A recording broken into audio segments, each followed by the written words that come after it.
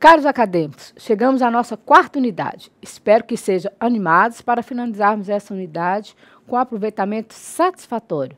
Como já dissemos, é importante que vocês participem dos fóruns, estudem o livro didático, façam as avaliações e trabalhos. É importante também que vocês não deixem acumular as atividades. Pessoal, todo estudo que vocês desenvolveram nas unidades anteriores certamente os auxiliarão nessa unidade de trabalho, cujo tema central é o planejamento curricular. Ao examinarmos este tema, também nos adentraremos na reflexão acerca da diversidade cultural e das condições reais de vida de acadêmicos e professores. Procuraremos também, por meio dessa unidade de estudo, realizar uma análise crítica a respeito do planejamento curricular. Ao final dessa unidade, vocês irão compreender a importância e a necessidade do planejamento como um processo contínuo de organização e transformação da prática educativa na escola. Diferenciar o planejamento educacional, planejamento escolar e curricular e planejamento de ensino. Identificar os requisitos fundamentais para o planejamento do currículo escolar, situar a questão da diversidade cultural e das condições reais de vida de acadêmicos e professores. Reconhecer também a relevância de se considerar a diversidade cultural e as condições reais da vida de alunos e professores no processo de planejamento curricular. Você deve estar se perguntando, qual a importância dessa unidade de estudo para o meu processo formativo? Esclarecemos que se trata de unidade que abarca conhecimentos extremamente importantes para a formação docente. Isso porque remete à compreensão de questões que perpassam diretamente a função social da escola, ou seja, questões que dizem respeito ao trabalho com a cultura que a escola vivencia, os objetivos e estratégias de transmissão dessa cultura e a organização crítica desse processo. Conforme assinalado, Maues, o trabalho do professor e o currículo estão conectados na medida em que o próprio trabalho docente se materializa tendo o currículo como base. De acordo com a autora, o campo do currículo e o campo da formação docente se aglutinam e contribuem para estabelecer saberes e práticas sobre o que é tomado como conhecimento escolar. Bem, pessoal, daí porque não podemos furtar de refletir sobre o planejamento curricular e a nossa atuação na escola não pode prescindir de conhecimentos como o que é conhecimento escolar, que conhecimentos a escola deve ensinar e por quê. Como e qual propósito esses conteúdos devem ser abordados e avaliados? Tais questões estão vinculadas a uma questão central para a formação docente. O que é e como fazer o planejamento de currículo escolar? Bem, planejamento curricular e diversidade cultural. A gente tem que pensar sempre nisso. O que é e como fazer o planejamento do currículo da escola? A partir de quê? Não é? Então, para responder à questão central aqui postulada, que é a questão do planejamento do currículo escolar, objeto dessa unidade de trabalho, entendemos ser pertinente realizar, com base na literatura produzida, um exame teórico prático sobre a questão. Assim, tomaremos esse caminho para iniciarmos discutir o conceito de planejamento, sua importância e a definição de planejamento curricular. Então, que conteúdos a escola deve ensinar e por quê? O que é conhecimento escolar? Como e qual propósito esses conteúdos devem ser abordados e avaliados? São alguns questionamentos que se fazem acerca do planejamento curricular. A seguir, procederemos à discussão desses requisitos fundamentais para o planejamento curricular. Por fim, deteremos na abordagem da questão da diversidade cultural e das condições reais de vida de acadêmicos e professores. Prontos? Vamos começar? Então, vamos lá.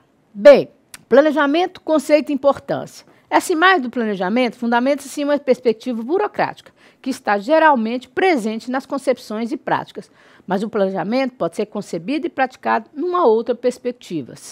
Quando se fala em planejamento, qual é a primeira imagem que lhe vem à mente? Nós temos que estar sempre ligados que tudo na nossa vida tem planejamento, né? Nós que estamos ligados à educação escolar, comumente imaginamos que o planejamento é aquele documento burocrático que temos que fazer para entregar na coordenação da escola em que trabalhamos, principalmente na supervisão. Trata-se, na verdade, da materialização do planejamento, ou seja, de um plano de trabalho que, em muitos casos, figura na forma de formulários e mais formulários, que preenchemos e que, em geral, fazem pouco sentido para o nosso trabalho. O que é planejamento, então? Não é? O ser humano age em função de construir resultados e que essa ação pode ser aleatória ou planejada. Conforme o autor, agir de modo planejado implica estabelecer fins e construí-los por meio de uma ação intencional. Ainda no entender desse autor, o ato de planejar não é neutro. Trata-se de um ato político ideologicamente comprometido. Portanto, professor, você tem em mãos o poder de mudar o mundo. O que seria esse poder, né, de mudar o mundo? Então, nós temos que entender que tudo na nossa vida tem que ser planejado. As nossas ações, todas elas, têm um cunho político, né? Nós não podemos ficar simplesmente sem entender e sem escolher o que vamos fazer, principalmente na escola. Nesse sentido, compreendemos que o planejamento consiste em um processo de reflexão crítica que remete a uma ação refletida sobre a realidade.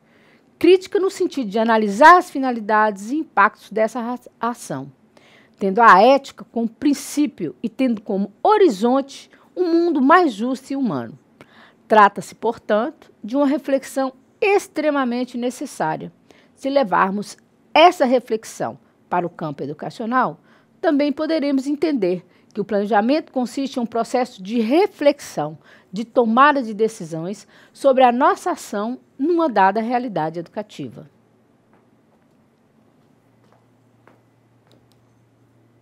Entendemos que, ao planejar o nosso trabalho, o professor deve sempre antever uma intenção na realidade, visando sua mudança, e que, ao planejarmos o trabalho educativo, precisamos ter consciência da finalidade da nossa ação sobre a realidade dos condicionantes dessa ação.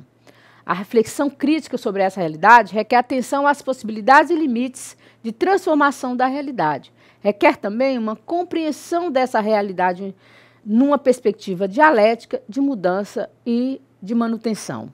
Então, planejamento, segundo Vasconcelos, ele é igual previsão mais organização mais avaliação. Nessa perspectiva, ao planejar o seu trabalho, o professor deve superar a visão tecnicista de planejamento, ou seja, simplesmente fazer um planejamento para entregar para alguém, né? E essa visão tecnicista, em que o planejamento é visto como um processo burocrático destinado somente a cumprir exigências meramente administrativas. E o plano de trabalho é concebido como um instrumento mágico, né? Aquele capaz, por si só, de garantir a eficiência do ensino e aprendizagem. Como seria bom se fosse assim, não é? Mas planejamento não é para isso, é para a gente prever as nossas ações. Uma compreensão crítica do planejamento demanda que, ao planejar o ensino e aprendizagem, o docente tenha consciência da finalidade da sua ação, das mudanças esperadas como consequência da ação educativa e dos limites e possibilidades para a transformação da realidade. Que entenda que o planejamento, que envolve todo o processo de reflexão, e o plano, que compreende a materialização da reflexão, são necessários sempre também o plano, um instrumento de referência do e para o professor orientar o seu trabalho. A perspectiva educativa, em grande parte, há o predomínio de uma tendência tecnicista de organização do trabalho. E por que isso ocorre? Sempre é bom a gente perguntar sobre essa situação. Como o novo modelo do Estado burguês, o planejamento passa a ser visto como um meio capaz de conduzir as instituições sociais no caminho do crescimento e do progresso, visados pelo Estado burguês emergente. E a escola não ficou isolada dessa ênfase no planejamento, já que este era apresentado como meio de garantir a eficiência e a eficácia da ação educativa escolar. Quem disse isso foi Olga Dames, em 1996. Olha que coisa importante.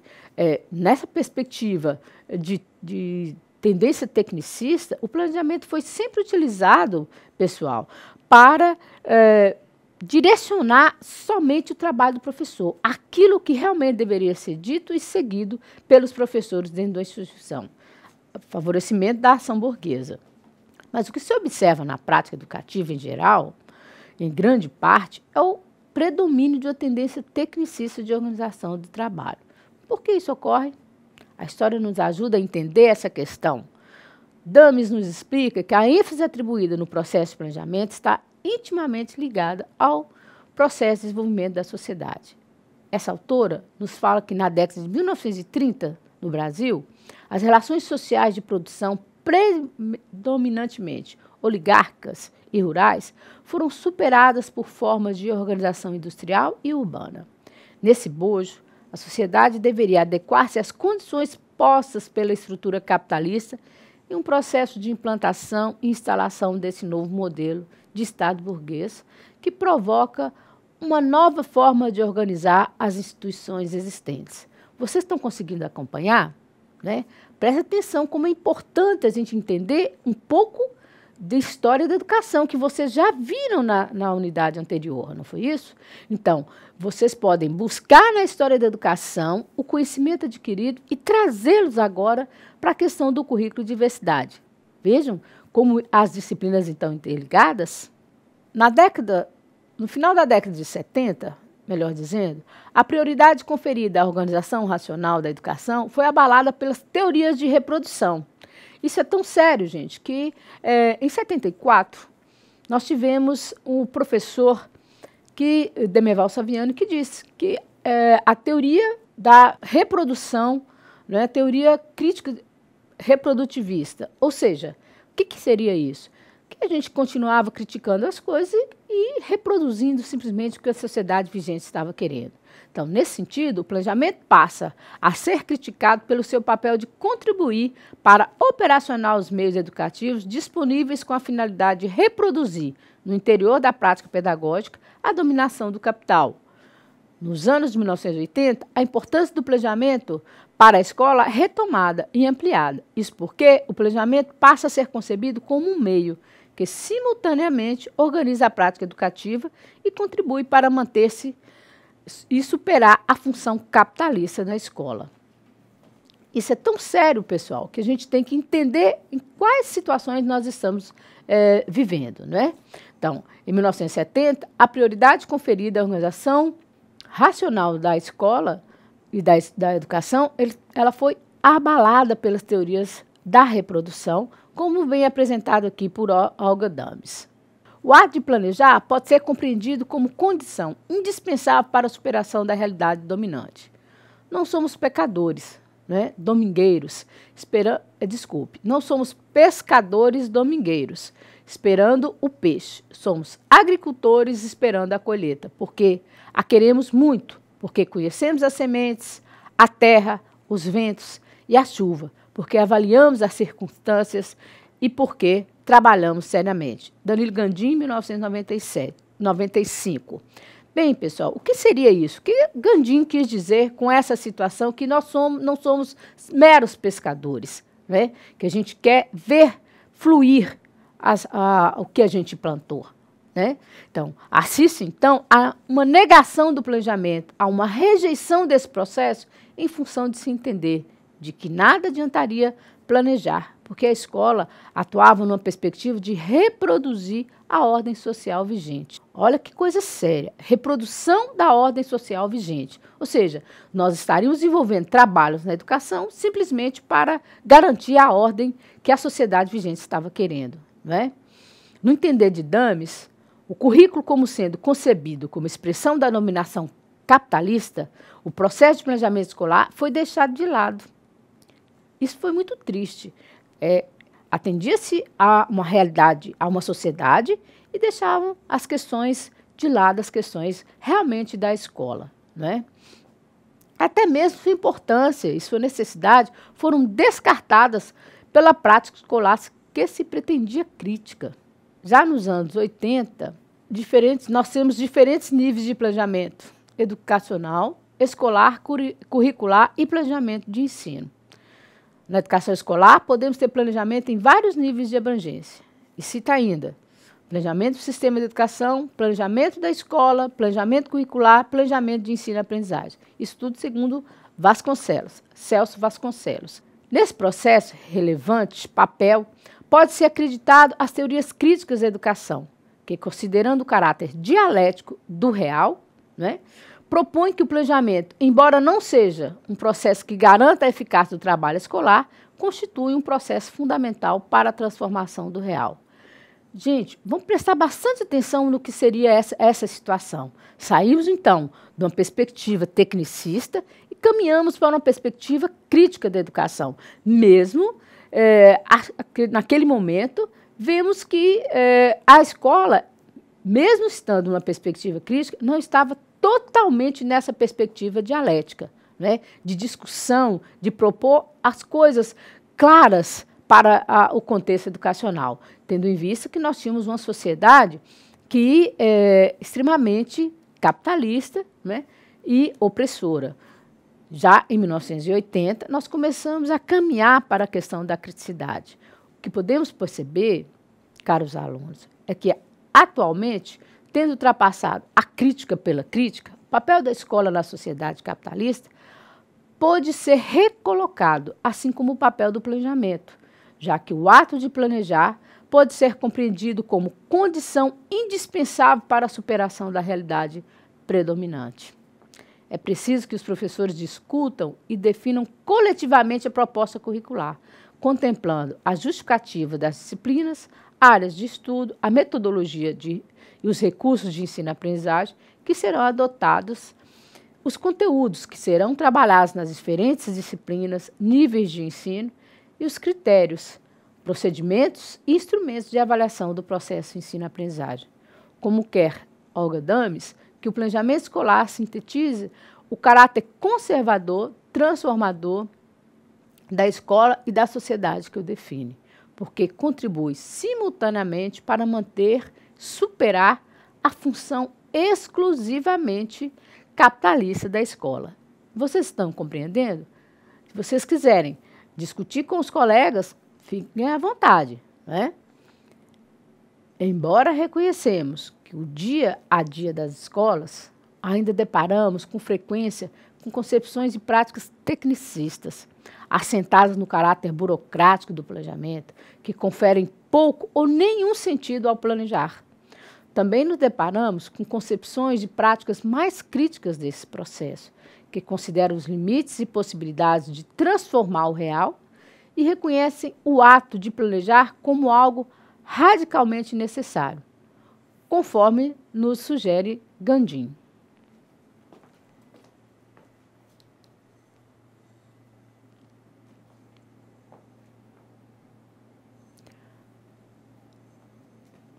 A figura do slide nos remete a uma concepção mais crítica do planejamento, como tarefa que abre espaço para a partilha de experiência, o trabalho coletivo e a formação do real. Como vimos, a partir dos anos 80, há um novo olhar sobre planejamento. Ele passa a ser visto como algo imprescindível para a organização do processo escolar e como poder de transformação, algo democrático, discutido entre os pares, que tem como objetivo alcançar o sucesso escolar do aluno.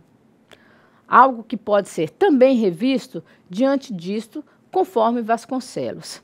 E Vasconcelos diz que na educação escolar podemos ter planejamento em vários níveis de abrangência. E cita planejamento do sistema de educação, planejamento da escola, planejamento curricular, planejamento do ensino-aprendizagem. Vamos entender agora o que corresponde a cada tipo de planejamento. Planejamento educacional corresponde às políticas públicas da educação, que envolve a definição de objetivos, estratégias de ação e de avaliação dos resultados no âmbito educacional. Assim, os governos federal, estaduais e municipais cuidam de planejar a educação nas suas esferas de competência por meio da construção de políticas, programas e projetos, o que representa um processo de planejamento educacional. Olhe bem que coisa séria, pessoal.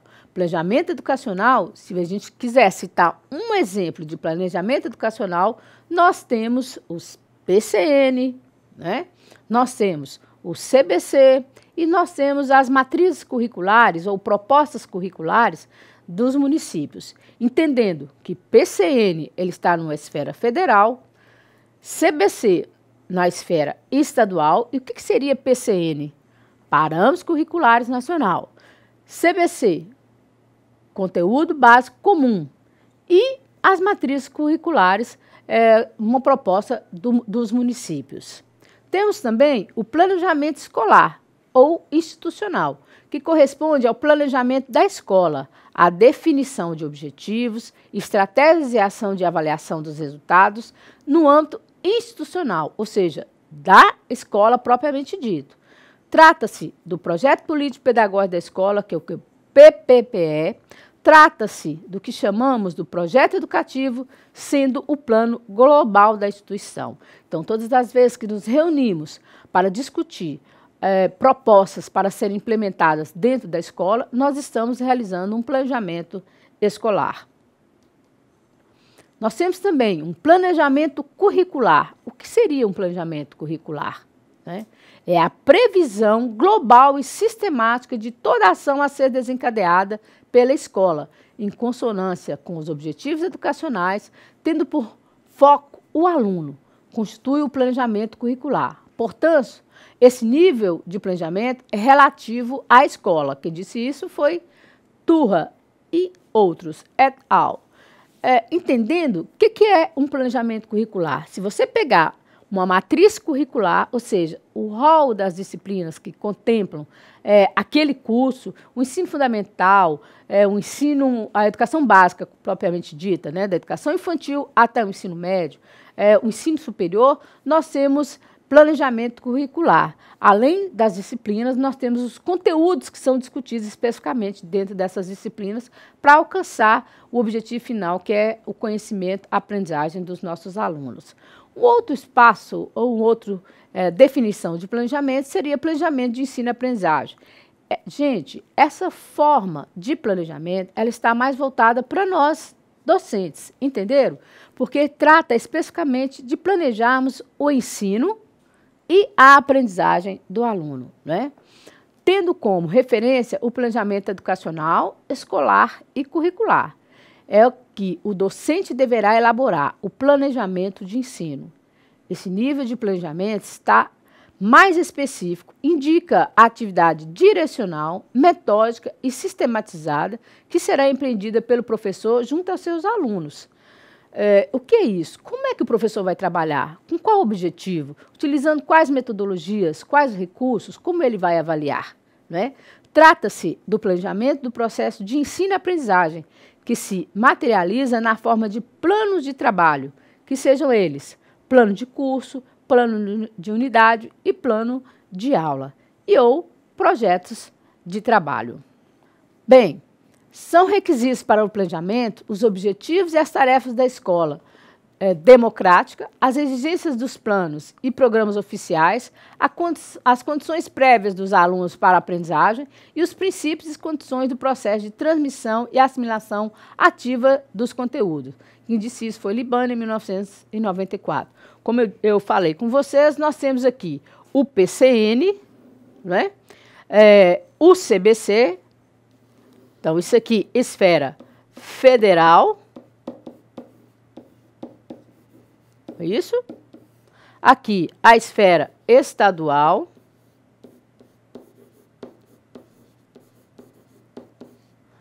Onde se trabalha as competências, ok? E as habilidades para atingirmos nos alunos. E essas habilidades, elas são descritas através de descritores, que vocês já vêm desenvolvendo. E se vocês me perguntarem com relação ao município, nós temos, então, os planejamentos, as matrizes curriculares que os municípios desenvolvem para o trabalho nas suas escolas municipais, ok? Então, pessoal, já entendemos que planejamento curricular diz respeito à elaboração da proposta geral das experiências de aprendizagem, que serão oferecidas pela escola, incorporadas aos diversos componentes curriculares. Não é isso? Conforme nos aponta Vasconcelos, quando se planeja o currículo escolar, devemos considerar os fins da educação, o tipo de homem que se almeja formar através dessa educação escolar. Olha a nossa responsabilidade, gente. As prescrições legais, a sociedade em que a escola se encontra, a organização da escola, sua cultura e diversidade cultural que ali coexiste. os sujeitos e as tramas de relações que ali se estabelecem, entre outros requisitos. Então, o planejamento escolar, nós temos que ter a pesquisa, a valorização da cultura local, recursos didáticos bem elaborados, utilização crítica de imagens e textos, análise crítica de conteúdo vinculado no livro didático, questiona a visão tradicional do currículo. Os conteúdos escolares não poderão limitar-se a contemplar a cultura elaborada, mas deverão ser selecionados e trabalhados observando-se a diversidade cultural presente na realidade social. Não adianta vocês planejarem, pessoal, simplesmente pegar um livro didático e planejar a sua aula. Você tem que entender em qual contexto aquela escola está inserida e a comunidade. O que deve se trabalhar? A partir de quê? Porque muitas vezes, ao selecionarmos esses recursos, eles estão em desacordo com a sociedade com as quais a escola está inserida e os seus alunos. Nesse sentido, ao participarmos da elaboração do plano curricular da escola em que atuamos, precisamos atentar também para a determinação dos objetivos e princípios que orientarão o trabalho escolar, para as condições de processo de ensino e aprendizagem e dos autores envolvidos nesse processo. Mas não podemos desconsiderar os planos e programas oficiais. Nós não podemos deixar de lado o CBC, nós podemos deixar de lado os PCN, as diretrizes, nada disso, né? Precisamos observar propostas curriculares como os parâmetros, né, curriculares nacional. Essas propostas, PCN e CBCs, constituem planejamentos educacionais que devem ser levados em conta por você, futuro professor, no processo de planejamento curricular. Vasconcelos nos lembra, o ideal seria que, ao realizar o planejamento curricular, observasse as orientações dessas propostas, mas procurasse partir da realidade concreta para determinar suas opções e compromissos. Ademais, nossas opções devem ser feitas observando a legislação em vigor. Por isso, não podemos desconsiderar a Lei de Diretrizes e Bases da Educação Nacional de 1996, a Lei número 9394 de 96, que apresenta normatizações acerca do currículo escolar, planejamento curricular e diversidade cultural. A escola exerce importante papel na constituição das identidades dos sujeitos que a frequentam, devendo o processo educativo estar atento para o fato que a diversidade cultural precisa ser reconhecida como uma característica da nossa sociedade e uma constituinte do nosso processo de humanização. Ao organizarmos o currículo escolar, é fundamental problematizar a produção da identidade e da diferença no interior da escola. A diversidade cultural é resultado das lutas dos movimentos sociais para o reconhecimento e trato democrático dessas diferenças. Repararam como isso é importante? É preciso, pois, clareza quanto às finalidades e objetivos da educação, de modo a avaliarmos sua coerência com a proposta curricular que adotamos ou pretendemos adotar. A produção da identidade e da diferença no interior da escola. Nós temos diversas situações que compõem a escola propriamente dita, né? A escola tem importante tarefa na construção da identidade dos sujeitos. Há que questionar como essas identidades são construídas, o que implica considerar que a identidade é uma construção contínua que se dá na relação entre os sujeitos, sendo influenciada por questões sociais, econômicas e políticas. Implica ainda considerar que a identidade não é algo fixo, mas se altera conforme os espaços que o sujeito ocupa e as relações que estabelece. Isso é muito importante a gente entender. Afinal de contas, que sujeito, que cidadão a gente quer formar? Que tipo de homem a gente quer formar? Né? Então, nós precisamos entender sobre essas questões de identidade e de diferenças dentro da escola. Como que a gente vai trabalhar sem aceitar essas diferenças, né? Sem deixar cair por terra esses diversos preconceitos, paradigmas que a gente tem e acrescentando novos paradigmas e novos conceitos à nossa experiência profissional. Assim, se quisermos formar um cidadão mais indagador, por exemplo, a pesquisa deve ser um procedimento presente em nossa proposta curricular. Se tratando dos recursos didáticos, se quisermos capricho dos nossos alunos, não poderemos utilizar um material feito de qualquer jeito. Se quisermos combater preconceitos, temos que atentar, por exemplo, para a utilização crítica de imagens e textos. Aqui também deve residir um cuidado especial, a seleção e uso do livro didático. O trabalho com o livro didático demanda uma análise crítica de seu conteúdo, dos conhecimentos que ele veicula. Desse modo, precisamos retomar nossa concepção de currículo. Se quisermos possibilitar uma ampla formação aos nossos alunos, o currículo não pode ser planejado e trabalhado somente a partir do livro didático. Compreenderam? Temos que pesquisar várias situações além do livro didático, internet e tudo mais. Devemos ter um olhar atento aos conteúdos escolares e não poderá limitar-se a contemplar a cultura elaborada. Olha que coisa, gente. Somente a cultura que está sendo posta pela sociedade vigente. Mas deverão ser selecionados e trabalhados observando-se a diversidade cultural presente na realidade social, questão que abordaremos no tópico a seguir. Queridos acadêmicos, já fizemos anteriormente uma discussão acerca da diversidade cultural, afirmando ser requisito fundamental para o planejamento curricular. Mas por quê? Vejamos, a escola precisa problematizar essa questão. A produção, seleção e legitimação do conhecimento escolar são perpassados pela diversidade, devendo os professores reconhecer a presença da diversidade nas diversas áreas do conhecimento e questionar a visão hegemônica do conhecimento que reina na escola. O tratamento da diversidade cultural no âmbito do currículo escolar remete à incorporação e valorização de diferentes culturas no processo de escolarização. A proposta multicultural alinha-se com a valorização e representação das culturas diversas no currículo escolar.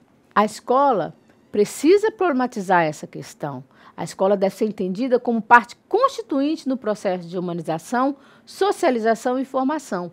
Tem, pois, de estar associada aos processos culturais, à construção de identidade, de gênero, de raça, de idade, de escolha sexual, entre outros. E tem a responsabilidade social face à diversidade cultural que caracteriza a nossa sociedade. Por isso, exige que todos nós, educadores, uma tomada de decisão, de posição diante dos sujeitos da educação, que reconheça e valorize tanto as semelhanças quanto as diferenças, com fatores imprescindíveis de qualquer projeto educativo e social que se pretenda democrática. Essa advertência se aplica ao nosso trabalho de planejar o currículo, gente. Ou seja, ao organizarmos o currículo escolar, é fundamental problematizar a produção de identidade e da diferença no interior das escolas. Agora, nós temos que discutir isso com os nossos pares, porque não dá para a gente ter uma fala dentro de sala e o outro ter outra fala dentro de uma mesma escola, não é não? E na sociedade. Bem, ao planejarmos o currículo, ou seja, ao organizarmos o currículo, é fundamental problematizar a produção da identidade e da diferença no interior dessa escola. Nessa direção, Ferrer nos convida a pensar a identidade, a diferença e a diversidade. Palavras tão presentes no discurso educacional, não é mesmo? Principalmente agora, na atualidade, com o cuidado de não cair no vazio. Não é? A educação se impõe a tarefa de fazer de nós alguém com uma identidade definida pelos cânones da normalidade, do ideal, e a diferença é tomada como uma perturbação. Olha que coisa, pessoal. Né? Vamos pensar um pouco a respeito disso. É necessário, então, olhar bem a complexidade do ser humano, mantendo viva a pergunta em torno desses conceitos, ou seja, compreender com maior rigor teórico a identidade. O que é a identidade? A diferença e a diversidade, bem como o papel da escola na construção da identidade dos sujeitos. As condições de trabalho, as orientações postas pelas diretrizes curriculares, o objetivo de controle externo sobre o currículo, a formação docente, a organização escolar, a relação que o docente estabelece com os materiais didáticos, em especial o livro didático, são questões que interferem no planejamento curricular. Atenção, professores, não se esqueçam, na escolha do livro didático, vocês analisarem criticamente o conteúdo que está sendo posto lá, né? As imagens que estão sendo reproduzidas naquele livro didático. Que conceito eles querem passar? Né? Professores e acadêmicos, docentes em formação, devem realizar um exame rigoroso de suas condições reais de vida e de trabalho, compreendendo criticamente quem são, o que se propõe a operacionalizar, em termos de currículo escolar e quais são os limites e possibilidades para cumprir o que propõe. Por isso, cabe à escola problematizar esse assunto e levar a discussão para dentro dos muros da escola, demonstrando a todos os alunos que as diferenças existem e que cada um traz consigo um jeito próprio de ser. É necessário indagar aos nossos alunos o que é a diferença e como ela é produzida, entendendo como quer a amplitude que o tema diferenças abarca, incluindo aspectos socioculturais, cognitivos, étnico-raciais, dentre outros. A educação multicultural é a necessidade de promover a equidade social, valorizando as culturas e colaborando para a superação das diferenças. Através dos nossos estudos e discussões, podemos entender que a diversidade faz parte do acontecer humano. Então, a escola, sobretudo a pública, é a instituição social na qual as diferentes presenças se encontram. Então, como essa instituição poderá omitir o debate sobre a diversidade, não é mesmo? E como os currículos poderiam deixar de discuti-la? Discutir a integração de minorias sociais, étnicas e culturais ao processo de escolarização constitui uma manifestação muito concreta de um objetivo mais geral, o da educação multicultural. Por outro lado, a busca de um currículo multicultural para o ensino é uma manifestação particular de um problema mais amplo, a capacidade da educação para acolher a diversidade, né? Nós temos que estar aptos a acolher essa diversidade na nossa sala de aula, na nossa escola.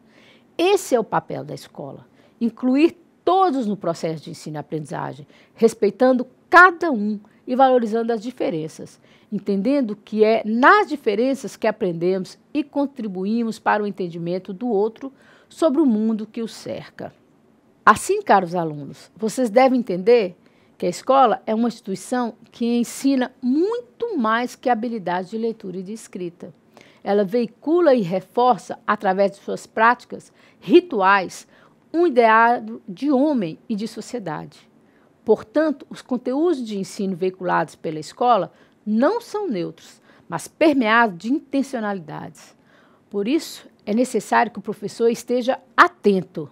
É fundamental entender que não somos meros agentes de forças exteriores, mas temos um campo de autonomia, ainda que relativo, e que devemos fazer uso dessa autonomia, vislumbrando o desenvolvimento profissional docente, que abarca a formação e as condições de trabalho. Bem, pessoal, chegamos então à nossa atividade, não é?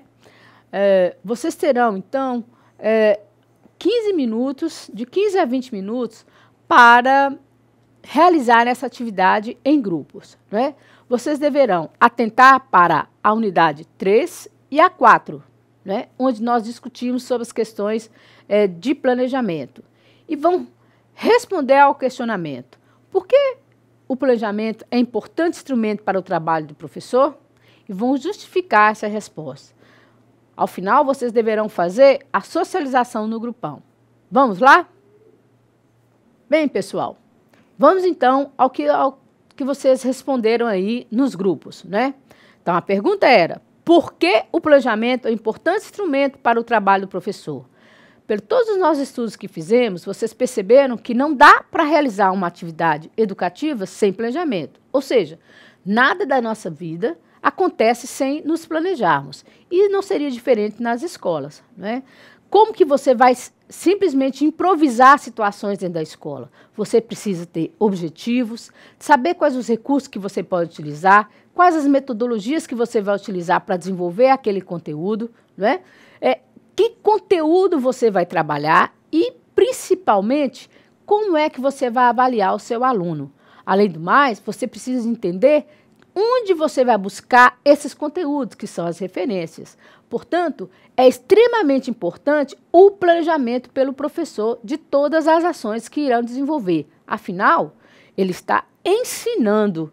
E para garantir uma aprendizagem satisfatória, ele precisa entender todo o processo e reconhecer a sociedade que ele está inserido.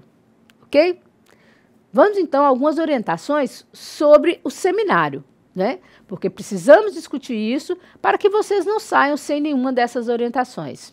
Nós temos, então, as orientações para o seminário. Gabriel, está aparecendo isso no slide? Tá, sim. Tá? Com ele em tela. Ok, obrigada.